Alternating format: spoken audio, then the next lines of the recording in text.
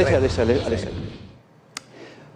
Buon pomeriggio e benvenuti a un altro appuntamento con Trieste in diretta. Nella seconda parte parleremo della stagione del Teatro Stabile del Friuli Venezia Giulia, che è stata presentata ieri. Nella prima parte siamo in compagnia del professor Claudio Tiribelli, che è il direttore scientifico della Fondazione Italiana Fegato. Grazie professore per essere tornato nei nostri studi. Con il professor Tiribelli facciamo un po' una sorta di ricognizione, dai, chiamiamola così, sull'attività della fondazione, fondazione che è nata nel 2008, quindi sono 16 anni, se non vado errato, sì. E perché nacque? Nacque da una struttura precedente che si chiamava Fondo per lo studio delle malattie del fegato, che non era ONLUS, e perché si era deciso di investire tempo e risorse umane in una patologia, che è la patologia del fegato, che era molto frequente allora e lo è anche adesso. E sono cambiate le regole, prima era molto di più l'alcol e il virus, adesso è molto più la malattia metabolica, il mangiare troppo e muoversi un po' poco. Nel 2008, assieme alla Regione, in questo devo dire che la Regione è stata molto antesignana, unica in Italia, che è diventata la socia fondatrice della fondazione, siamo passati da una struttura, chiamiamola piccola, una struttura più grande, e soprattutto abbiamo fatto il salto della no profit, ONLUS. Sì. E questo ha dato la possibilità, uno, di portare a casa tutta una serie di personaggi che hanno lavorato col fondo, ma che erano praticamente in questa maniera un po' sparpagliati, e avere una casa dal punto di vista di laboratorio che è su all'area di ricerca. E questo è stato l'inizio dei 16 anni. La scorsa settimana, assieme al professor De Vanna, abbiamo parlato di cattive abitudini.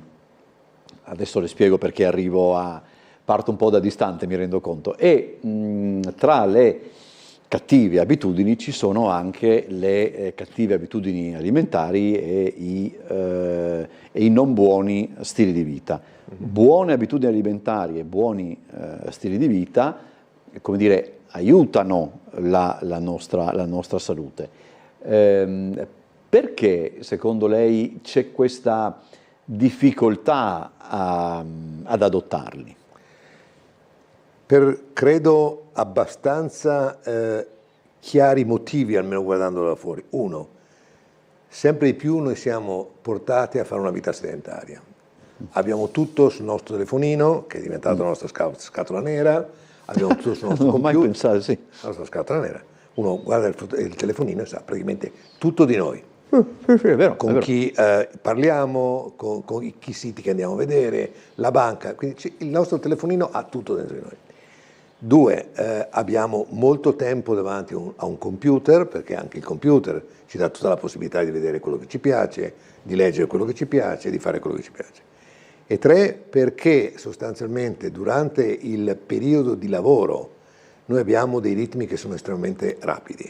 Ormai ogni cosa arriva da fare per ieri, si usa sempre più mails, ormai la gente non si alza neanche più, ma da un telefono, da un tavolo all'altro si manda una mail, andiamo a prendere un caffè, e quindi sostanzialmente quando uno torna a casa praticamente sta seduto. E questo crea lo scompenso tra la quantità di quello che mangio e la quantità di quello che spendo. Cioè, io dico sempre che non è detto, io se guadagno 1.000 euro al mese, che sono praticamente nulla, ma sono tanto bravo da spendere 800, divento ricco. Se io guadagno 10.000 euro al mese, ma ne spendo 11.000, divento povero. E quindi il che vuol dire sostanzialmente che la nostra vita è fatta di vita sedentaria, quindi spendo poco, guadagno molto perché in genere mangio abbastanza e soprattutto mangio in periodi molto concentrati.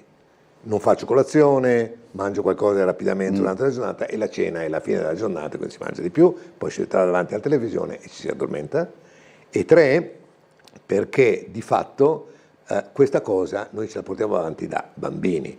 Il grande problema delle cattive abitudini non è tanto e solo nelle persone anziane, è quello dei bambini.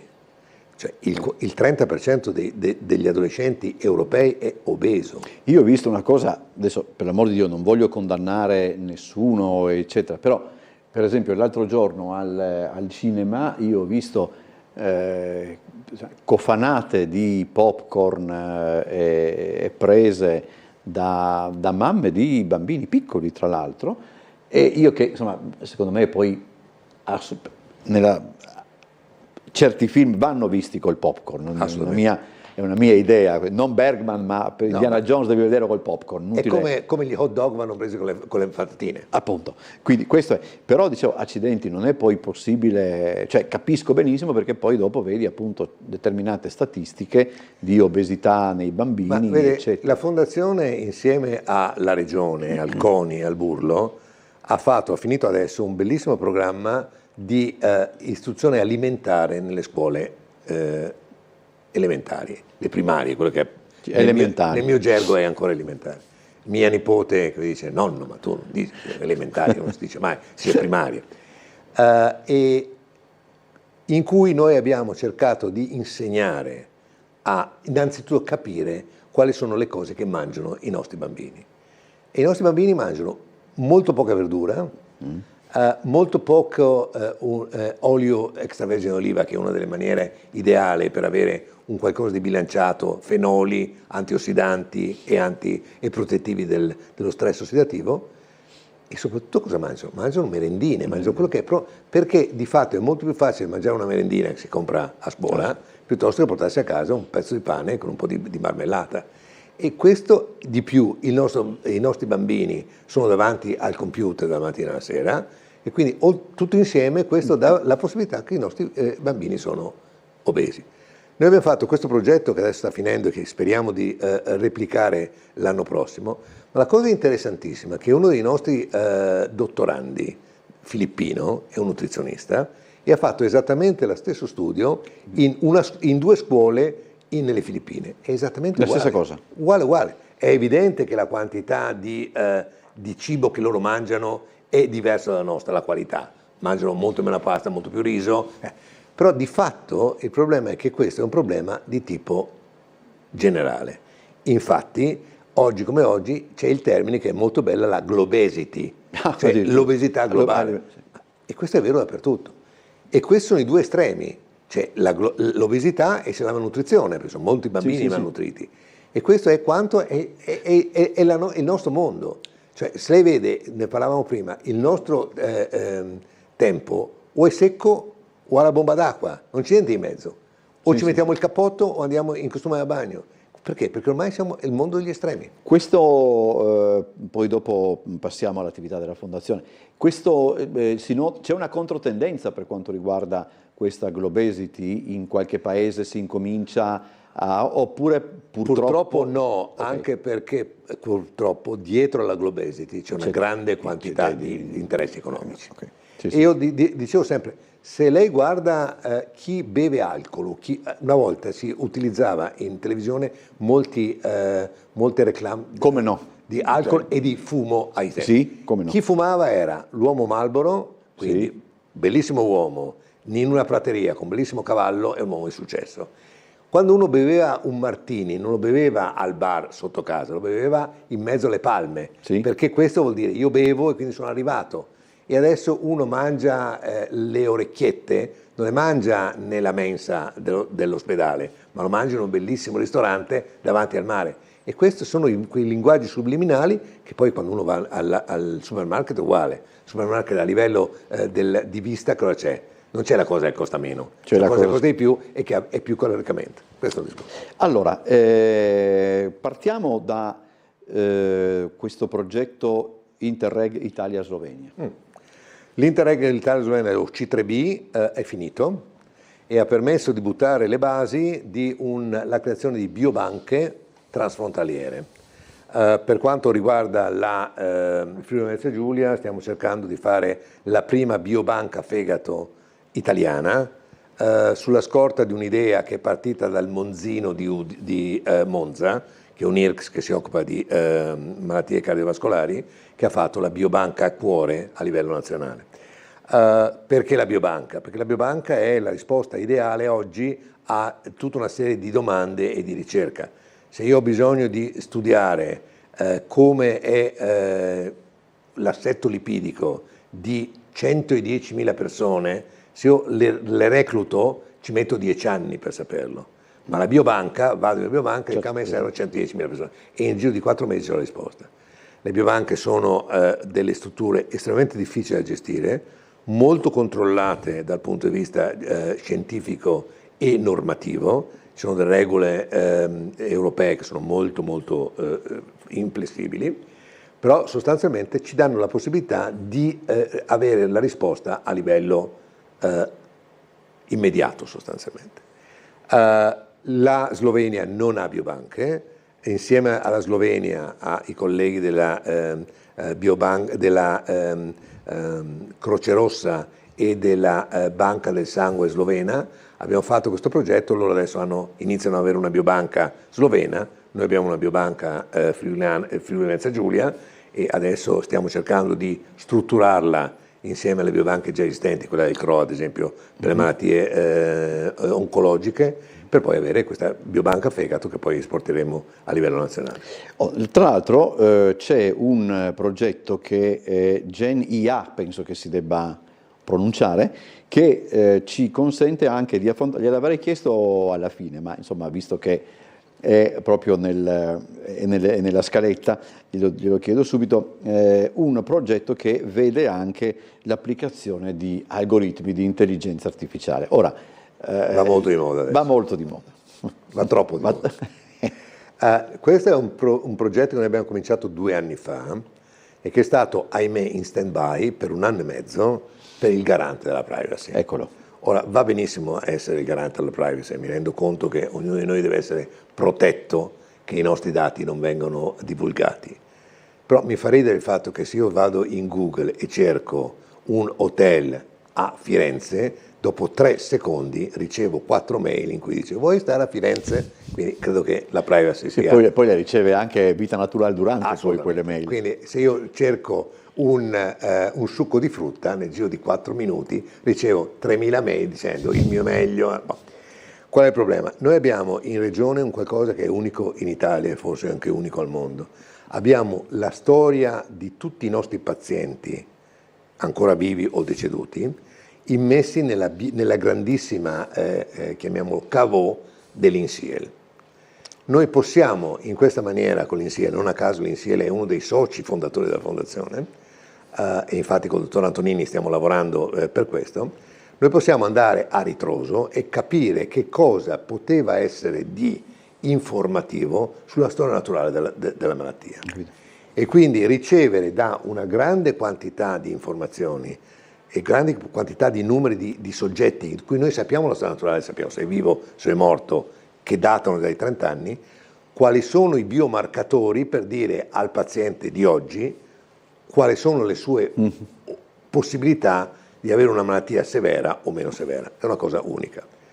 Questo è stato fatto insieme a INSIEL, insieme a Prodigies, però tutto ci è fermato di fronte al no del garante della privacy.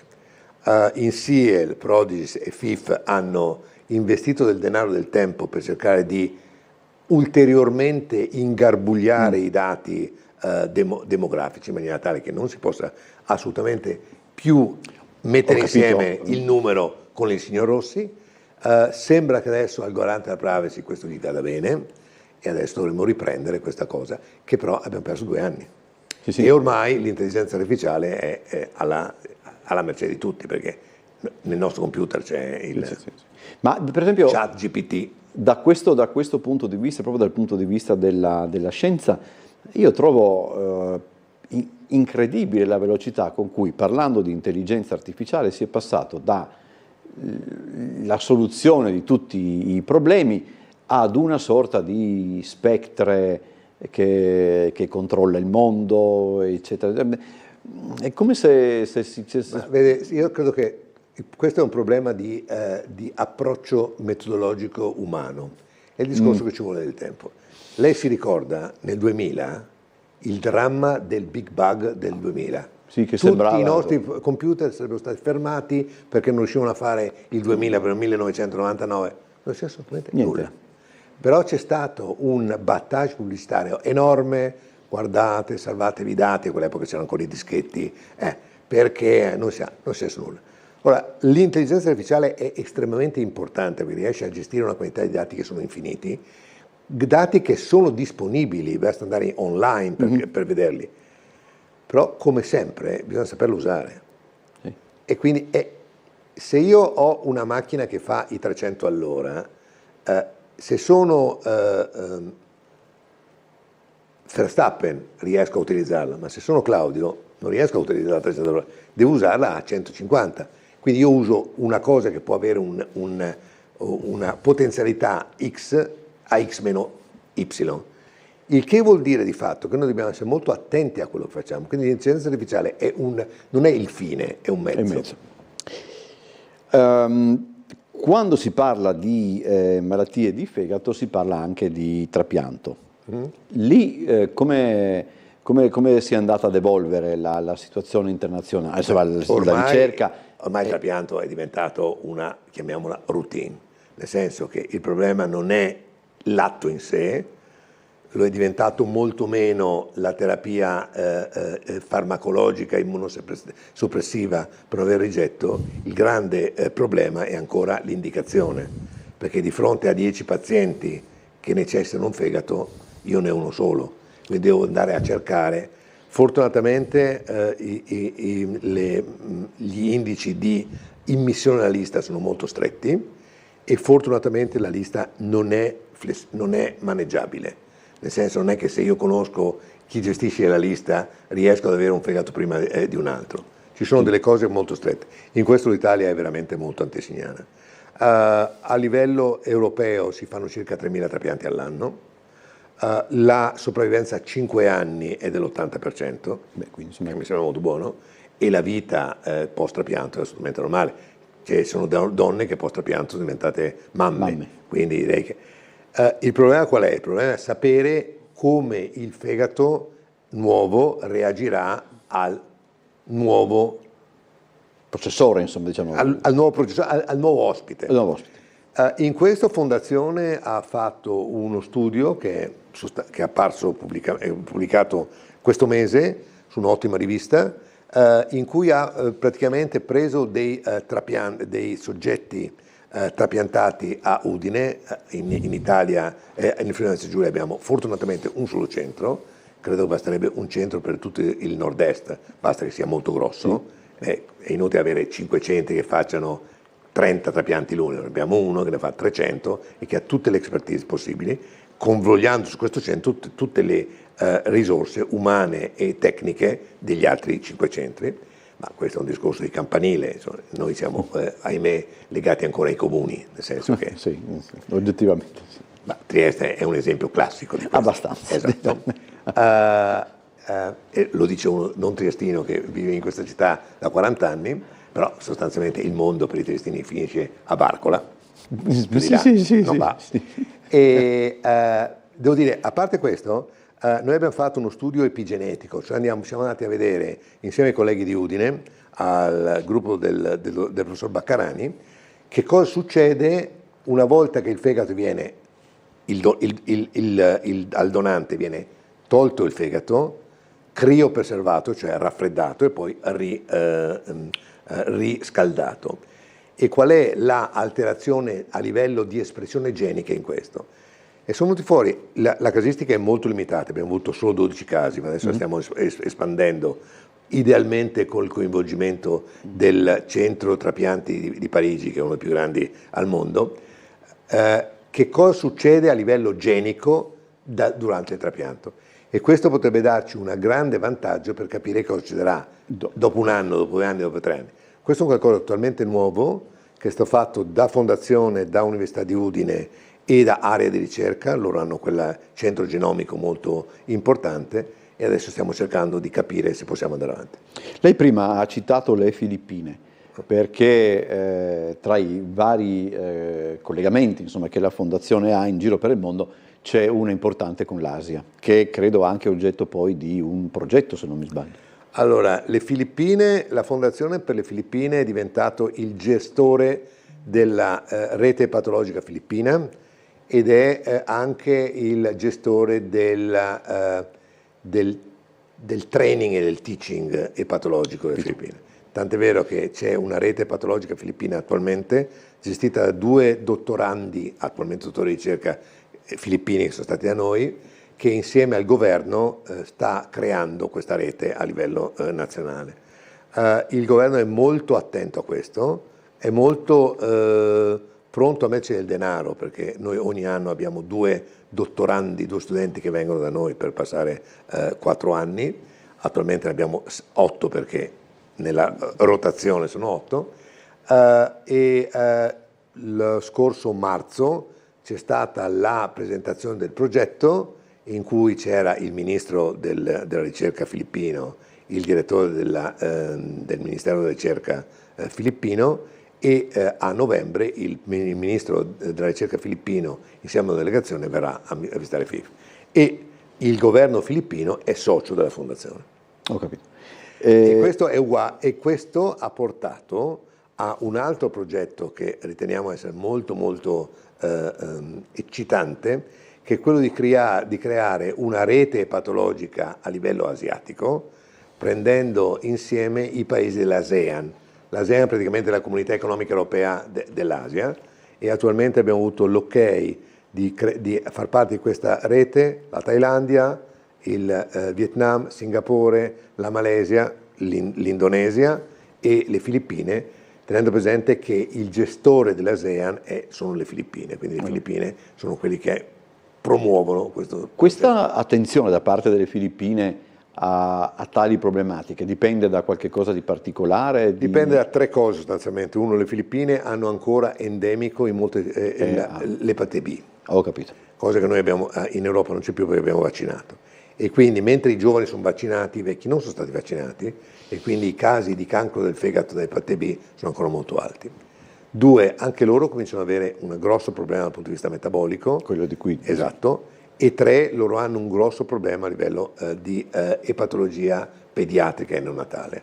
Loro hanno una grossa quantità di iteronatale severo, tant'è vero che noi insieme alla Società Neonatologica Filippina abbiamo coordinato uno studio per andare a vedere quali sono la prognosi del neonato in termini di itero. E questi sono dati molto belli perché possono essere tranquillamente esportati nel mondo. Questa è un'altra delle cose che ci tiene un po' impegnati. Mi immagino. Abbiamo ancora tempo, sì, 5 minuti. Ne abbiamo parlato prima, quindi chiudiamo il cerchio tornando a parlare di prevenzione delle malattie appunto del fegato. Le buone abitudini, le buone pratiche sono comunque alla base della prevenzione.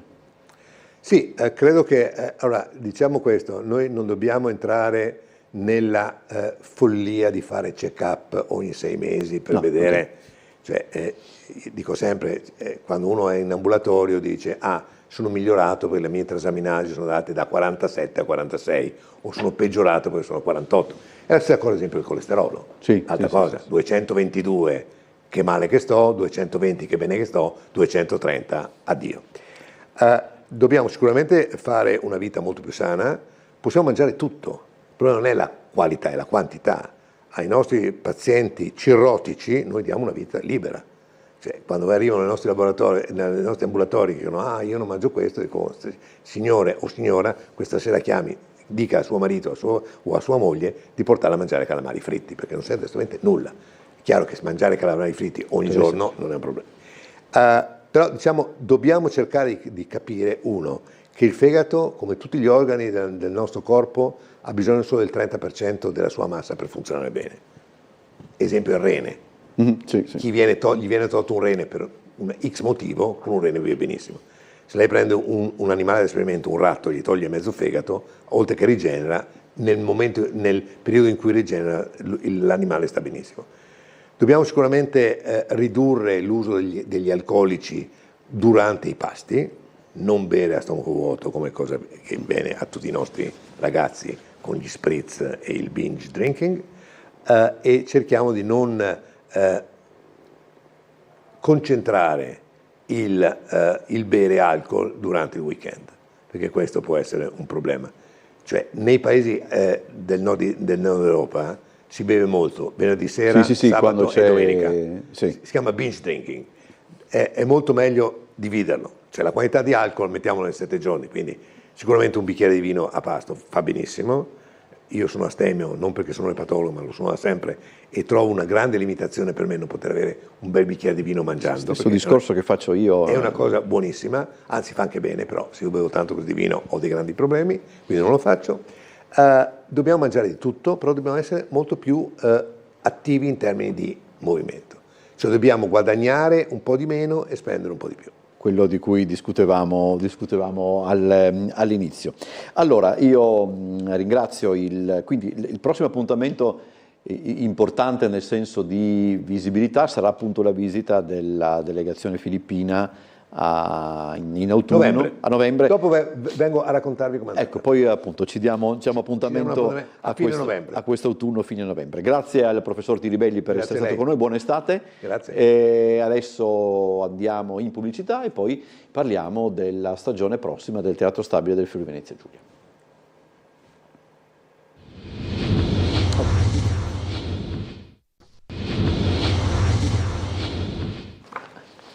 Allora, seconda parte di questa puntata di Trieste in diretta, come annunciato siamo in compagnia del presidente del Teatro Stabile del Friuli Venezia Giulia, Francesco Granbassi, reduce da tutta una serie di presentazioni, per dire la verità, perché in questi giorni sono 3 come minimo, perché c'è stato lunedì Cirque du Soleil, ieri la stagione, la prossima stagione, però poi anche dopo, alla fine della stagione, c'è stata anche la presentazione del, chiamiamolo, carro di Tespi, che sarà a disposizione delle marionette di Podrecca, quindi insomma avete avuto un inizio settimana... Una 2 giorni molto intensa, ma di grande soddisfazione. Allora, tra l'altro, la stagione che inizierà, adesso possiamo dirlo, con Signor Todero Brontolon, ormai è sdoganato, è ufficiale il titolo, inizierà il primo di ottobre. L'impostazione,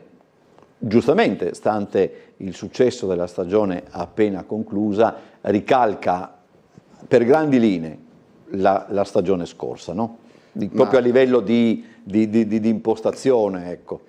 Sì, è un po' l'impostazione classica a cui il Rossetti ci ha abituati, diciamo così, nel senso che c'è sicuramente una grandissima attenzione per la parte legata alla prosa, una grande attenzione per le nostre produzioni molto importanti. Tu hai citato questa di apertura stagione con la regia del nostro direttore di Paolo Valerio, e poi andremo a seguire questo filone che tanto successo ha portato al teatro, ma tante risorse ha portato anche in città, che è questo legato ai grandi musical internazionali. Ci saranno veramente dei musical imperdibili, in prima italiana, perché ricordiamo che Rossetti è ormai il teatro italiano che è diventato punto di riferimento per gli amanti del musical internazionale. E sembra quasi impossibile che arrivi un titolo internazionale e non passi per qua. Io dico addirittura che non debutti a Rossetti, perché veramente i debutti, le prime assolute sono state veramente notevoli nel corso degli anni al nostro teatro, e di nuovo ci saranno per quanto riguarda la stagione 2024-2025. Ecco, perché tra l'altro insomma sono annunciati Les Misérables, è stato annunciato il ritorno di Mamma Mia, Cirque du Soleil appartiene anche a un filone più di nuovo circo, però ha molto anche di musical, insomma, se non... Cirque du Soleil secondo me è veramente una magica fusione di tanti elementi teatrali che hanno a che fare con lo spettacolo dal vivo, è qualcosa di incredibile, magia pura il Cirque du Soleil. Fonde grandissime scenografie, grandissime acrobazie, grande musica.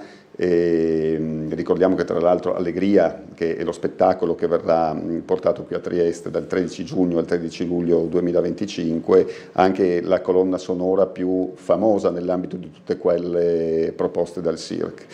E ricordiamo poi altri grandi titoli che verranno portati per la prima volta in Italia. Ci sono quei due arriva, che è un po' una sorpresa, perché per quanto bastava un po' chiacchierare con Stefano Curti e capivi che c'era qualche cosa nell'aria, però insomma essere riusciti a portare questi due spettacoli, uno credo da Londra e uno da Broadway, se non mi sbaglio. Ma sono tutti e due passati, sia da West End che da okay. Broadway, però sono Come From Away e Dear Evan Hansen, due titoli mai arrivati in Italia nella loro versione originale. Stefano ci stava dietro da un po' di tempo e devo dire che l'entusiasmo dimostrato così dagli spettatori già ieri in fase di presentazione, ma anche poi come reazioni sui nostri canali, così ci dicono che sono due musical sicuramente indovinati e che gli appassionati del genere potranno vedere soltanto da noi. Mentre io formulo la prossima domanda, se il presidente del Teatro Stabile si tira su il microfono che sta pericolosamente cadendo. Ok, allora, poi c'è appunto l'apertura con Sir Toddle Brontolon, che è un testo molto divertente, perché è un testo veramente divertentissimo nella tradizione goldoniana, però non è affatto, come nessun testo goldoniano è, non è affatto banale, cioè c'è un discorso molto attento che il direttore ha anticipato sulle figure femminili che in quella commedia effettivamente dominano, e mi pare di capire che Sir Toddle Brontolon apre anche un omaggio a Goldoni. Prego? Un omaggio a Goldoni, sì, sì, esatto. sì. Ci sarà grossa attenzione verso l'opera di Carlo Goldoni, anche perché ricordiamo che il Teatro Stabile nella prossima stagione, cioè quest'anno, a dicembre di quest'anno, ma nella stagione 24-25 festeggerà il proprio settantennale. Esatto, il Teatro Stabile venne costituito, iniziò la propria attività nel 1954 e non casualmente nel 1954, perché ricordiamo che la fondazione del teatro avvenne nell'anno del ricongiungimento di Trieste alla madrepatria, quindi così per noi una data doppiamente... Fu anche una corsa contro il tempo per certi aspetti, poi mi hanno anche raccontato una figura grande del teatro come Sergio Dosmo, mi raccontò appunto che bisognava insomma anche aprirlo. Sì, certo, tra l'altro lui risultava tra i firmatari dell'atto di costituzione del teatro. E celebreremo questo 70° secondo me veramente con una stagione significativa e ripeto all'epoca il primo spettacolo, il debutto del Teatro Stabile del Friuli Venezia Giulia, all'epoca era Teatro Stabile di Trieste, diventato in seguito del Friuli Venezia Giulia, avvenne con La Donna di Garbo, quindi Goldoni, e per questo un omaggio alla figura di Carlo Goldoni, ci pareva giusto farlo anche in occasione di questo anniversario. Ci sarà qualche cosa di specifico per i 70 anni dello Stabile che non è stato annunciato? Vabbè, se lo dico così magari non potete annunciare, insomma, mettiamola così, dobbiamo aspettarci qualcosa di particolare. Sì, non riesco a non porre la domanda in modo da non svelare ti tolgo dall'imbarazzo, ti dico. Sì. Ci sarà sicuramente qualcosa di specifico e di significativo per quanto riguarda il settantennale del ritorno di Trieste all'Italia. In quell'ambito celebreremo anche il settantennale del teatro. Ecco, lì per il ritorno, appunto per i 70 anni del ritorno di Trieste all'Italia, c'è uno spettacolo che io già mi pregusto per certi aspetti, perché porta la firma di Gianni Gori.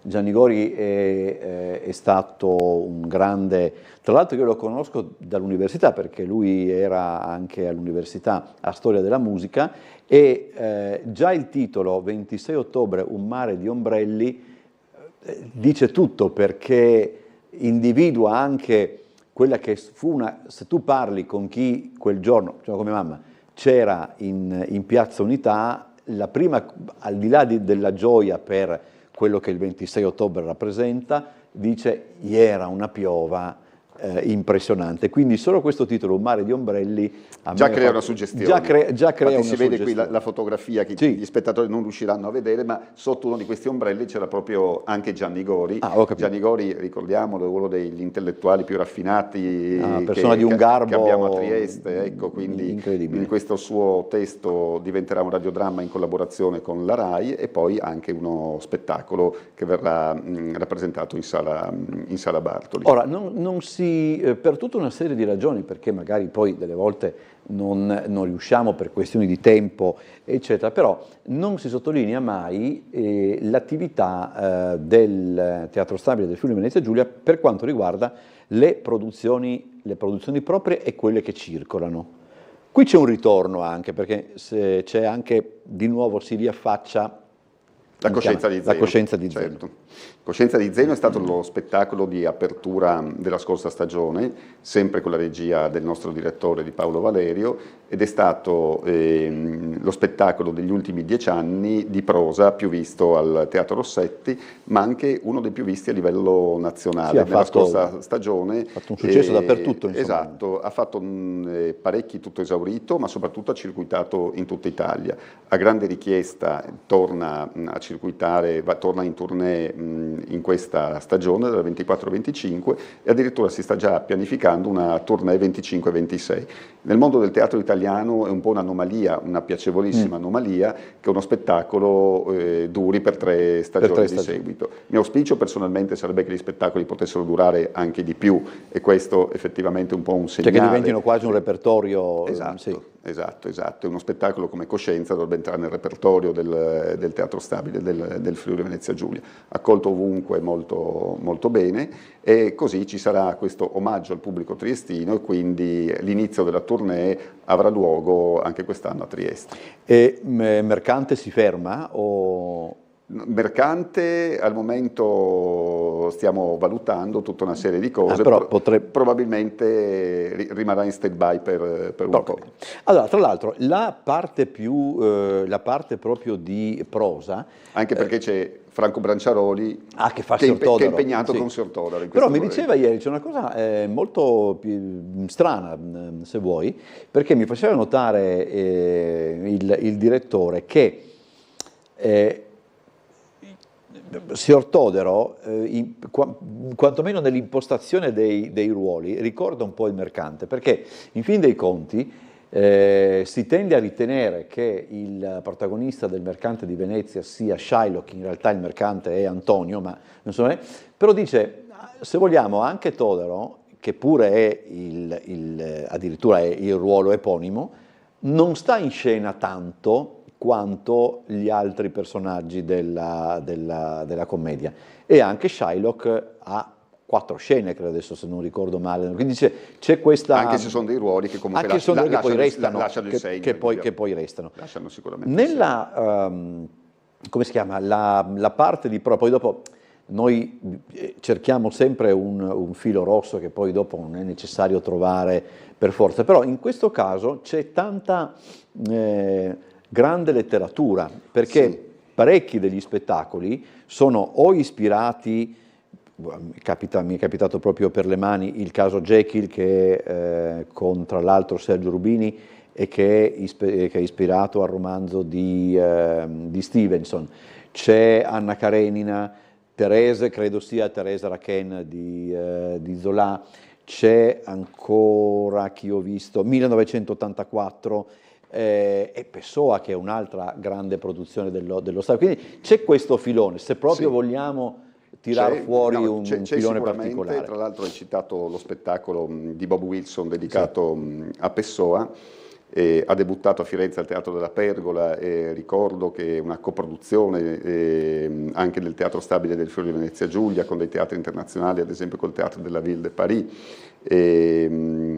quindi uno spettacolo a cui teniamo in maniera particolare, uno spettacolo splendido, visualmente affascinante, E Bob Wilson è considerato il grande maestro vivente del teatro, difficilmente arrivabile, ecco, così, per quanto riguarda soprattutto l'emozione che riesce a suscitare anche alla sola vista di quello che viene fatto, uno spettacolo tra l'altro interpretato in più lingue, quindi anche molto molto particolare. Ha individuato, c'è un filone indubbiamente legato alla grande letteratura, e c'è, come sempre, nelle stagioni che vengono realizzate dal Teatro Stabile, questa è una cosa sulla quale Paolo Valerio lavora molto bene, la scoperta e la valorizzazione dei giacimenti culturali del territorio. Poi ci sarà una cosa che a noi del teatro fa particolarmente piacere, un gran omaggio a un grande intellettuale europeo che e un triestino, un concittadino che è Claudio Magris, quindi sarà Alessio Boni ad interpretare all'interno del vetro della clessidra questo omaggio al grande maestro. Che apre tra l'altro il vetro della clessidra, apre la stagione su in Sala Bartoli. Tra l'altro volevo ricordare anche che tra gli interpreti di Pessoa, Since I Have Been Me, questo è il titolo il titolo completo, sì. Del titolo, c'è anche Maria de Medeiros. Maria de Medeiros è una grande attrice di cinema che molti conoscono, ha un viso che si ricorda perché ha questi grandi occhioni, credo sia portoghese, per cui questo multilinguismo del testo sicuramente incuriosisce, tramite lei viene anche, come dire, riconsegnato alla lingua di origine di Pessoa, certo, che è portoghese. Allora, hai parlato di multilinguismo e abbiamo citato prima il Cirque du Soleil, e sì, quindi direi che lì troveremo un po' l'apoteosi del multilinguismo, viste le tante nazionalità coinvolte all'interno di questo spettacolo, tra tecnici e cast. Ci sono 24-25 paesi diversi da cui provengono, con 118 persone coinvolte nella realizzazione dello spettacolo, e quindi sarà molto bello vedere come lingue, etnie diverse riusciranno ad esprimersi tramite un linguaggio comune, che è quello dell'arte e della bellezza.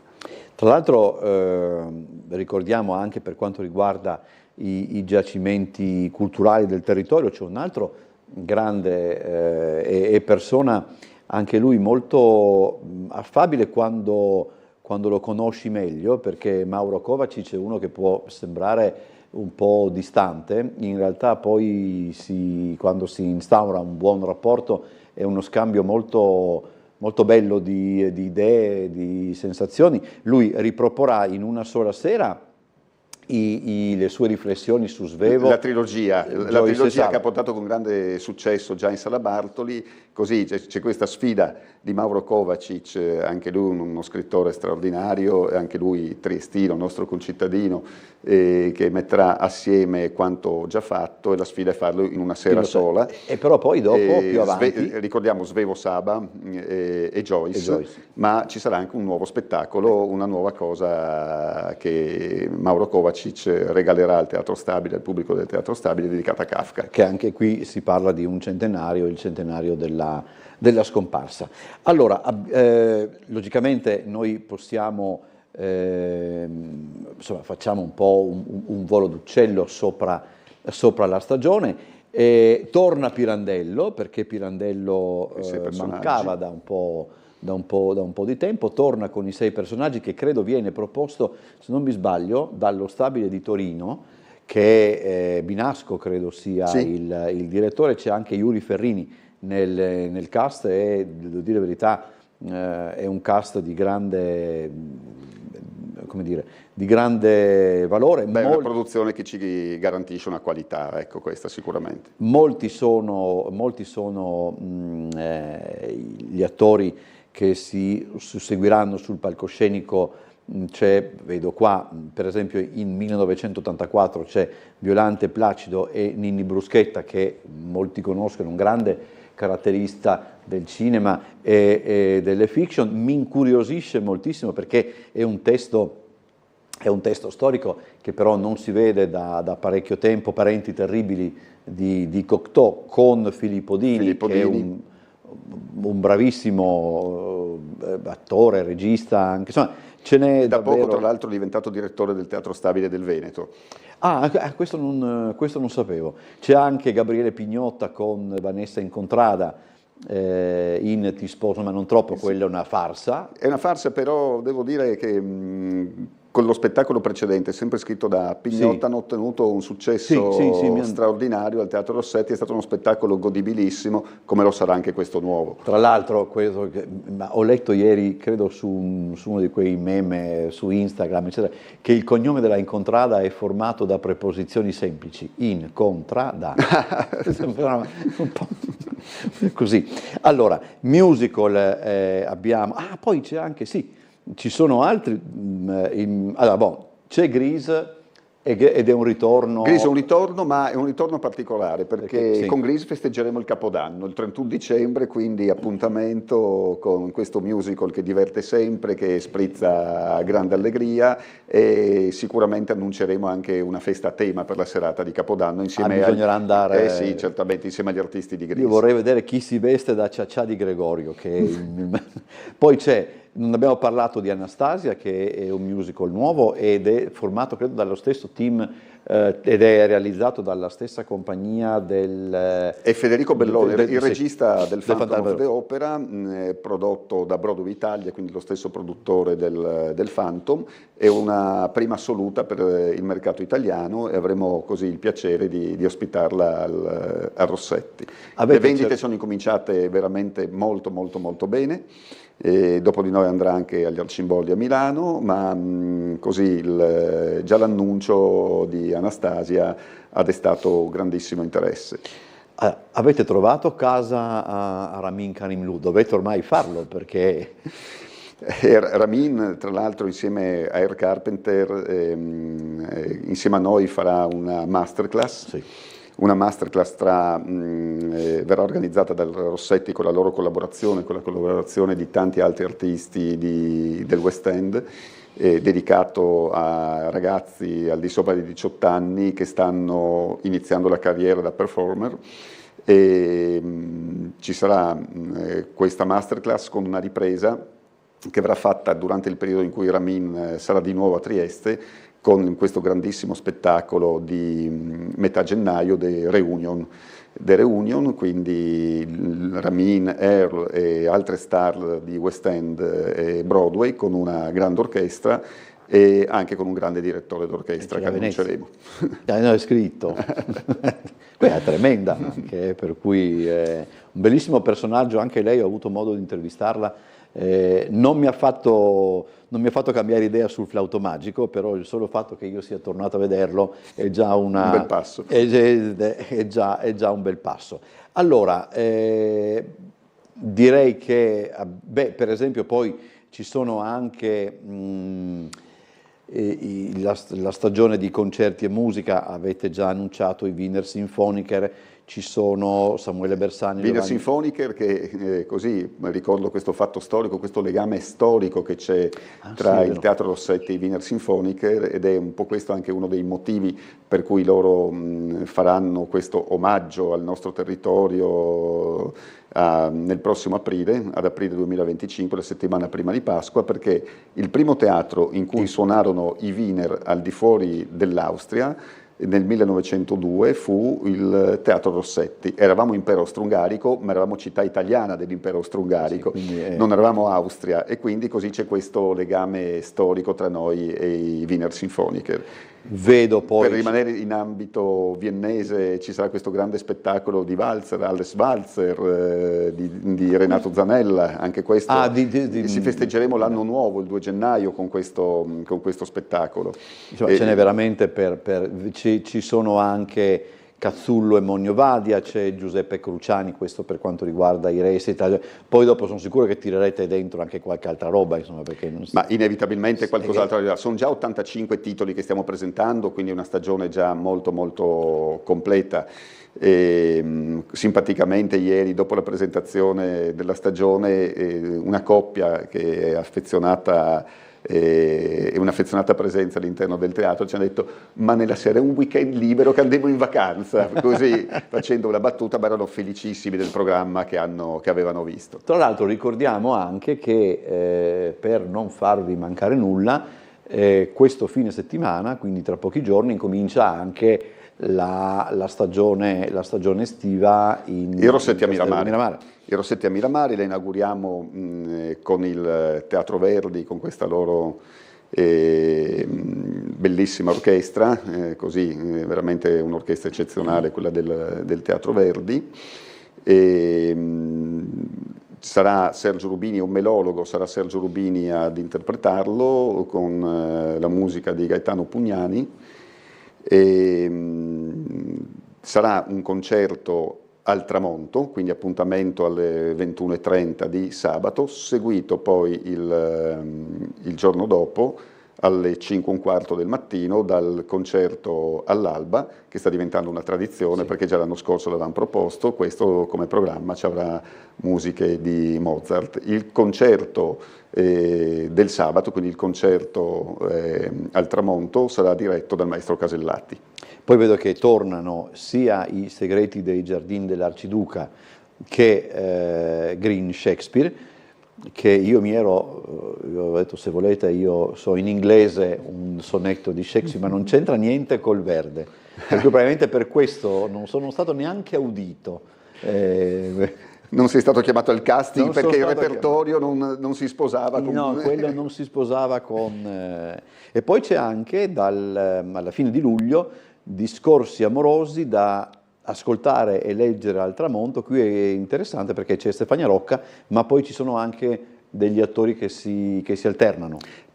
Qui tra l'altro abbiamo lanciato così non dico una sfida, ma quasi un piccolo concorso, in maniera anomala forse lo chiamo concorso, ma gli spettatori potranno mandarci delle poesie realizzate da loro, oppure delle poesie a cui sono particolarmente affezionati, e verranno recitate per loro nella sera in cui ci indicheranno che saranno presenti.